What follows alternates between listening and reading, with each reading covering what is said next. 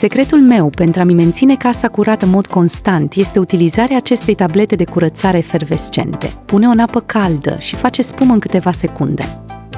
Curăță petele în profunzime și este incredibil de eficientă pentru curățarea încălțămintei, hainelor, cârpelor și mopurilor. Indiferent cât de murdare sunt, este curată instantaneu. I-am recomandat-o unei prietene și mi-a spus că este uimitoare.